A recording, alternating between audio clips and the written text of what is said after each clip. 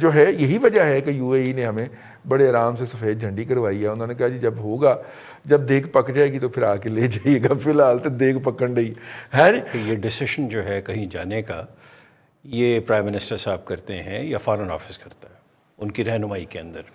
زلفی بخاری صاحب کیونکہ بے انتہا نزدیک ہیں وزیر اعظم صاحب کے اور فرسٹ لیڈی کے, تو ڈیفینیٹلی جس جگہ وہ گئے ہیں ہمارا جو سفارت خانہ ہے اس کی تو جان نکل گئی ہوگی. انہوں نے تو ہر لیول کے اوپر میٹنگ ارینج کرنے کی کوشش کی ہوگی.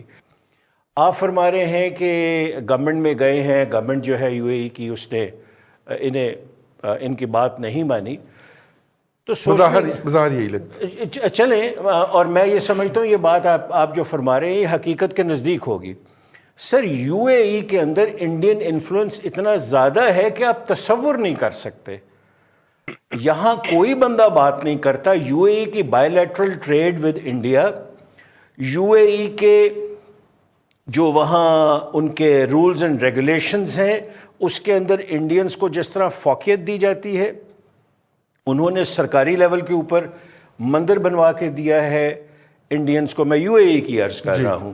انہوں نے ایک پبلک پہلی بار یو اے ای کے اندر ہوا ہے کہ انڈین پرائم منسٹر کے لیے انہوں نے جلسہ ارینج کر کے دیا ہے. اب عرض یہ ہے کہ وہ انڈیا کے ساتھ بہت تھک ہیں اور ایڈوائزر لیول کا بندہ اس ریلیشن شپ کو انڈیا کے ساتھ کی U A E versus Indian relationship پہ کوئی اثر نہیں ڈال سکتا. انسگنیفیکنٹ ہے.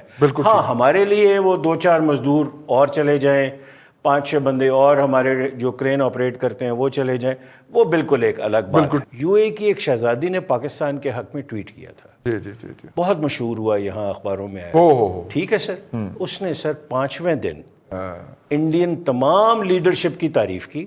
میں نے وہ ٹویٹ خود پڑھی ہے, اور اس نے کہا کہ I am proud of Indian leadership, اور ان کے ہسٹوریکل پرسپیکٹو میں جو لیڈرشپ تھی اس کے متعلق اس نے کہا کہ میں انہیں فالو کرتی ہوں. ٹھیک, تو یہ سر حقیقت ہے. یہ حقیقت ہے. ہم صرف پہلے ٹویٹ کو لے کے دور پڑے. ویسے سوشل میڈیا کے اوپر فوٹو شاپ کا بھی بہت زیادہ جو ہے وہ دورہ ہے اور ہم تو اس کو بھگتتے رہتے ہیں. اب یہ ہماری سائیڈ آف سٹوری ہے.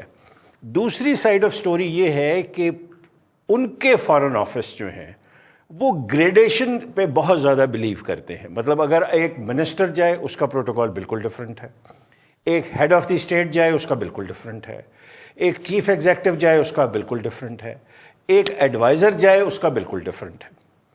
تو انہیں ڈیفینیٹلی جس گورنمنٹ میں یہ انہوں نے جا کے اپنا کیس پریزنٹ کیا ہے ڈیفینیٹلی بات کی ہوگی. ہم جب بھی جاتے ہیں مانگنے کی بات ہی کرتے ہیں نا جی. آج تک میں نے تو نہیں سنا کہ 73 سال میں ہم نے کچھ کبھی دینے کی بات کی ہو. حمد میں درینہ شاید مسکرا رہے ہیں اس بات پہ, لیکن ہم نے کیا کہا ہوگا کہ ہمارے بندے لے لیں, ہماری غربت بہت ہے, ہم بڑے اچھے لوگ ہیں, ہم مسلمان ہیں, آپ بھی مسلمان ہیں. تو اب یہ کہانیاں جو ہیں نا جی وہ پوری دنیا ہماری سنتی نہیں ہے. ہم اپنے ڈرائنگ روم کے اپنے ملک کے اندر رہ کے بڑی بڑی باتیں کرتے ہیں, لیکن جب ہم باہر جاتے ہیں تو اتنی تلخ حقیقتیں ہیں کہ ہم واپس آ کے ان کا ذکر تک نہیں کرتے. تو یو اے ای تو ہمارے مسائل کی وجہ نہیں ہے. یو اے ای کہیں اس وجہ سے تو اوائڈ نہیں کر رہا ہمیں کہ کتے کرونا دی نہ لے کے کچھ مانگی نہ لین. اب مسئلہ یہ جی کہ جو آپ یہ دیکھیے کہ جو سروسز بھارت یو اے ای والوں کو دے سکتا ہے وہ ہم لوگ نہیں دے سکتے. ہمارے بہت دور دور تک ہم وہ کام نہیں کر سکتے. اور تیسری بات یہ ہے رئیس صاحب کہ اگر ہمارے کچھ لوگ پرائیویٹلی کرتے بھی رہتے جی کرتے ہوں گے, میں نہیں کہتا, لیکن ہم لوگ آفیشلی نہیں کر سکتے جس طرح انڈیا آفیشلی کرتا ہے سارا کچھ. ان کی تجارت بھی بہت زیادہ ہے ہمارے سے, ان کے وہاں پہ جو ہے اکنامک جو ہوتے ہیں ان کے کلچرل ریلیشن مفادات ہیں وہ بہت زیادہ ہیں, ان کے کلچرل ریلیشنز بہت زیادہ ہیں. ان کے طائفے دیکھ لیں, ہمارے طائفے دیکھ لیں. بات یہ ہے کہ یار آن ریکارڈ آ چکا ہے یہ بندہ کہ چائنا میں اس کو میٹنگ سے اٹھا دیا گیا تھا.